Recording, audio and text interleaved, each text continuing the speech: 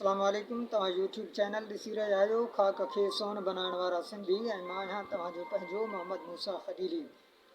जेतो बैत भाइया से आयतूं आहिनि नियो मन लाइन पिरियां संदे पार ॾे। अॼु असीं मौजूदु आहियूं उन खावड़ी किरदार वटि जंहिं शाह जे रिसाले खे पूरी दुनिया में मुतारिफ़ करायो आहे, जंहिं हिक खां वधीक ॿोलियुनि में शाह साईं जे रिसाले खे पूरी दुनिया में मुतारिफ़ करण लाइ हिकु नई एप्लीकेशन मुतारिफ़ कराई आहे। अचो त साणुसि मिलियूं ऐं अहवाल करियूं। अस्सलाम वालेकुम राजा साहब। वालेकुम अस्सलाम।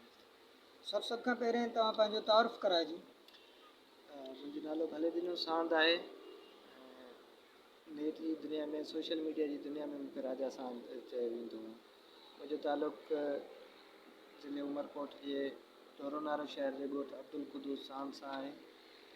तालीम प्राइमरी खां वेंदे यूनिवर्सिटी ताईं सभु सरकारी इदारनि मां हासिलु कई, ऐं यूनिवर्सिटी में इंग्लिश लिटरेचर अंग्रेज़ी अदब में मास्टर्स कई 2008 में। शाह साईं खे पढ़ण जो शौक़ु कीअं पैदा थियो? शाह साईं जो रिसालो नंढपण खां ई पढ़ंदा आया आहियूं, घर में मौजूदु हुयो त कुझु न कुझु हुन खां सिखंदा आया आहियूं।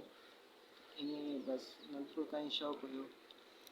शाह साहिब खे पूरी दुनिया में मुतारिफ़ करण लाइ एप्लीकेशन ठाहिण जो ख़्यालु कीअं आयो?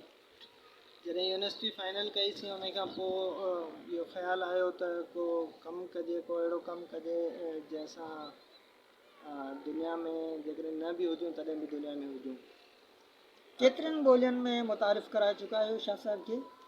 हिन वक़्तु शाह साहिब जे रिसाले जी एप्लीकेशन में 6 ॿोलियूं 9 लिपियूं, उन्हनि में शाह साईं जी शाइरी मौजूदु आहे, जंहिंमें अंग्रेज़ी, उर्दू, पंजाबी, गुरमुखी, सिंधी, देवनागरी, सराइकी, शाहमुखी ऐं धाटकी में। तव्हांजी एप्लीकेशन खे सिंध जा माण्हू कीअं इस्तेमालु करे सघनि था? प्ले स्टोर ते शाह जो रिसालो लिखी करे सर्च कंदो त हेठि कुझु एप्लीकेशन अची वेंदो, जंहिंमें राजस्थान वारी एप्लीकेशन खे इंस्टॉल करे एप्लीकेशन इस्तेमालु करे सघिजे थी आराम सां। शाह साईं जे रिसाले जी ख़िदमत करे केतिरो रूहानी सुकून मिलियो आहे? रूहानी सुकून जो त उहो मापो त आहे ई कोन, पर तमामु घणी ख़ुशी थिए थी ऐं तमामु घणो सुकून महसूसु थिए थो। सिंध जे माण्हुनि खे शाह साईं जे फ़लसफ़े बाबति कुझु चवणु चाहींदो?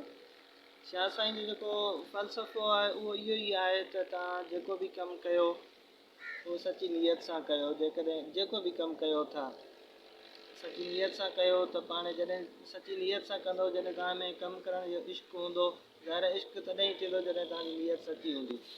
ऐं जेकॾहिं तव्हां कंहिं बि कम में इश्क़ जी नीयत सां घिड़ंदव तॾहिं पोइ तव्हांजे लाइ जेको वाहुड़ हूंदो उहो बि विख जे बराबरि हूंदो। न त पोइ जेकॾहिं इश्क़ न आहे त पोइ लतीफ़ जी चवाणी मूजिबि त कपिड़ो पुछनि कूड़ियूं, पोइ कूड़नि वांगुरु कपर ते बि साड़ खे पुछंदा रहंदा पर मंज़िल कोन मिलंदी।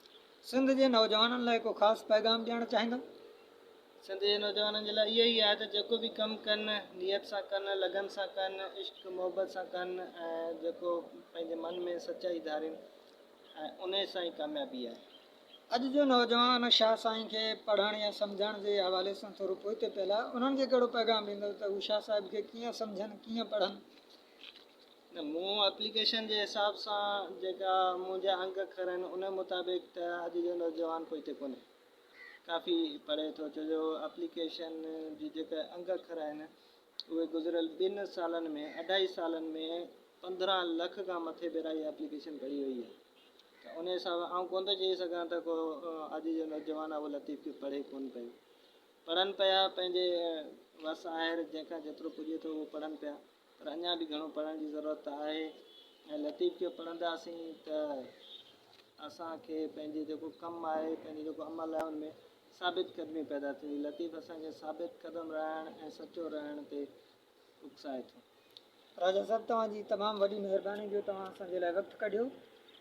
सामीन, ही हुआ राजा सांद साहब, जिन शाह साहिब खे पूरी दुनिया में मुतारिफ़ करायो आहे। जेकॾहिं तव्हां असांजो चैनल अञा ताईं सब्सक्राइब न कयो त असांजे चैनल खे ज़रूरु सब्सक्राइब कयो।